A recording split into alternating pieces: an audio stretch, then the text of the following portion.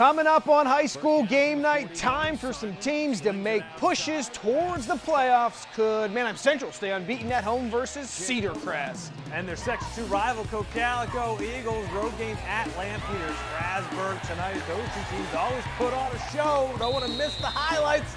All coming up next on high school game night. If you break down, break down, break down. 1, 2, 3. Mouse, be very bad. You can't beat me. You can't beat me. Ball, beat me. Ball, beat me.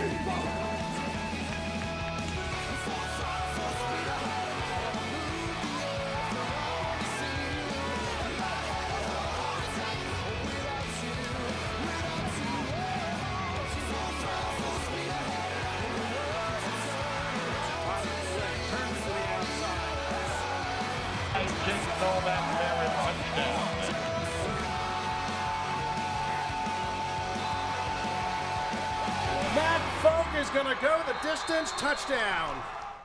And here we go. Welcome to the high school game night post-game show. I'm Chad Landers. It is week 8, and we just have 3 regular season games left, Brian. We do. Bryan Kast here. A couple of key games in the Lancaster-Lebanon League Section 2 tonight. We begin with the unbeaten Manheim Central Barons. Yeah, why not? They have looked like a team on a mission to get back to the District 3 finals.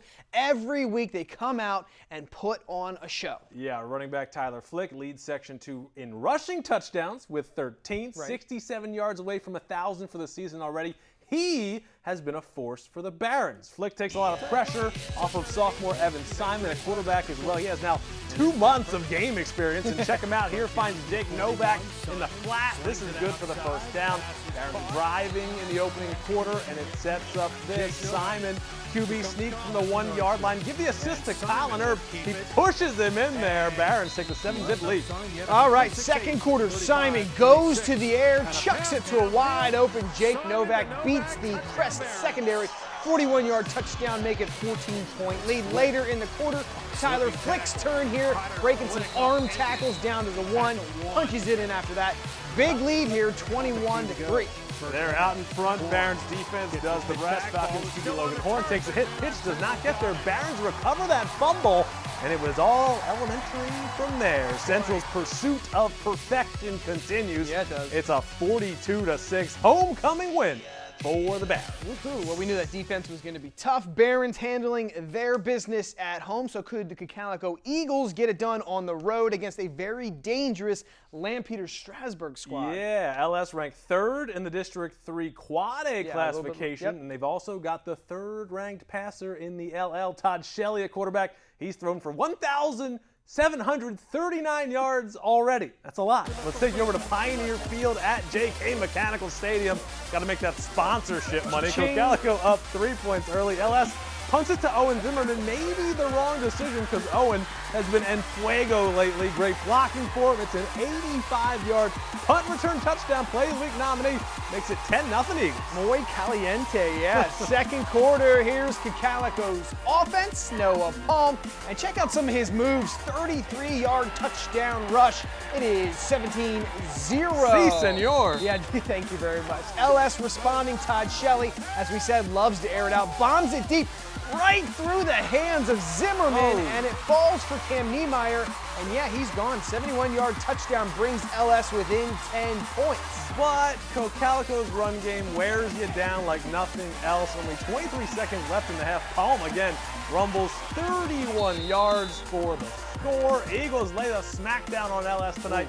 It's a 52-21 final score. I want to know how you say that in Spanish. All right, lots more to come here on high school game night. Highlights from 3. That's Trace, Brian. More games. Could Conestoga Valley bounce back and take down a surging Hempfield squad? Well, you can find out next.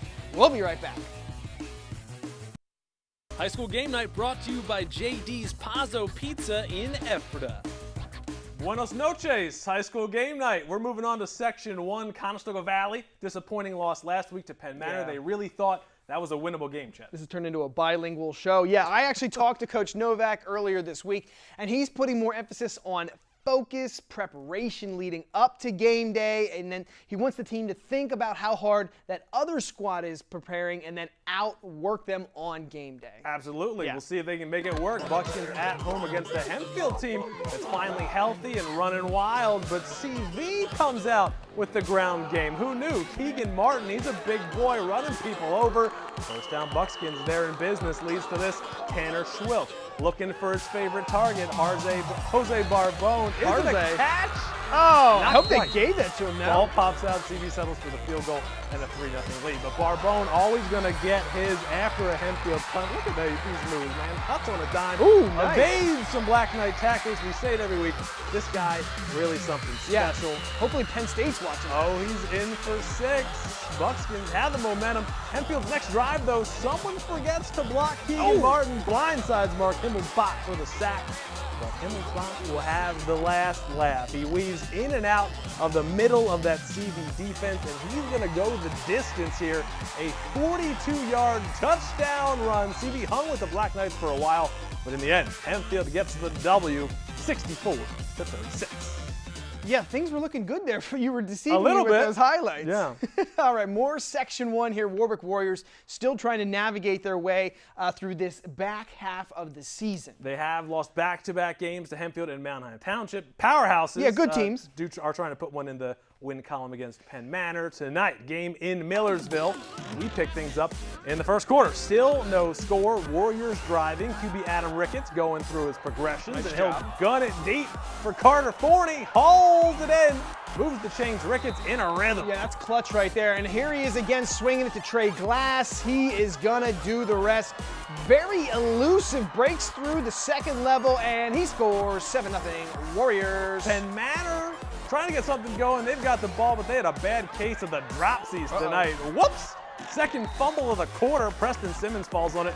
Warwick takes over again. All right, it's Ricketts finding his man again. Wide open. Carter Fornley probably should cover that guy, right? Probably. It's in the game plan. Walks into the end zone. 14-point lead for Warwick. At that point, they go on the road.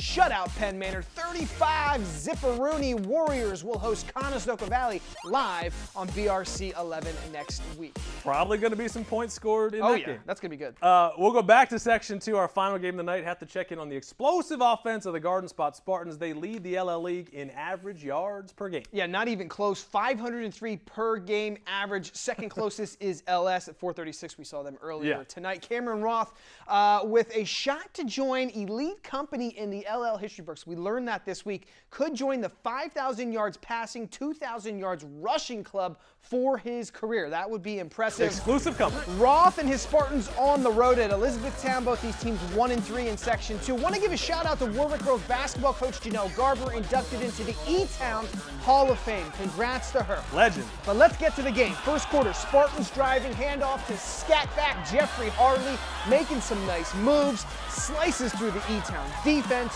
picks up 29 yards on the play, team knocking on the red zone, and then a couple plays later, Roth buying some time with his feet. He's really good at that. Finds Javi Westmoreland in the end zone for a 24-yard touchdown. Garden Spot takes the 7-0 lead, and Spartans back with possession. Roth, though, can't handle the snap. Ball hits the turf. Bears recover. They're heading the other way.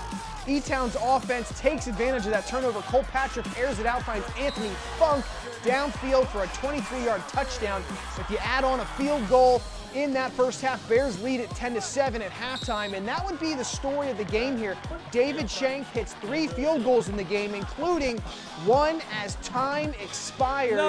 Elizabethtown knocks off Garden Spot at the buzzer, 16-14, as the Spartans fall to 2-6 this season. Brian, that's hard. Tough one. You know I love my Spartans. I know. That's it for our highlights, but do not go anywhere. We've still got to give you every score from every game in the LL tonight. It is all coming your way after the break. We'll be right back. High School Game Night is brought to you by Yogurt Works Cafe in Ephrata, where you can build it your way. Welcome back to the post-game show. We are going to go around the LL League as we always do, check out every game from Week 8. But we need to start with the Ephrata Mounts. They were on the road in Solanco, and that's one of those long trips to Quarryville that for some reason we just couldn't fit in tonight. We do apologize for that. Long drive. And unfortunately, the losing streak does continue for the Mounts. They drop it 62-21 to the Golden Mules, but we found out better days are just around the corner. Bring on that junior high team. Yep. Let's get to some of the other LL games going on tonight. Lebanon, JP McCaskey, both with 0-4 records in Section 1. Red Tornado, there you go. Pick up a good the win for them. 48-33. But the game, everybody was waiting to see the score. Manheim Township and Wilson, both 4-0 in Section 1. Huge win for the Streaks. They snapped the Bulldogs' 68-game winning streak. Woo. Final score 38-14. All right, down in Section 3, Lancaster Catholic, a horrific start to the season. They went 0-4, but now they're 4-0 in the section as they beat Columbia 35-0. And Donegal remained in the running for that title as they beat Pequay Valley 49-0. And finally, Northern Lebanon, the other Section 3 front runner, knocking off Elko easily 49-20. We should mention Annville Cleona had a bye this week. Thank you, Bryan. We are also going to announce our Plays of the Week nominees. First up, Calico's Owen Zimmerman won the Play of the Week voting last week, so I guess he's back here again.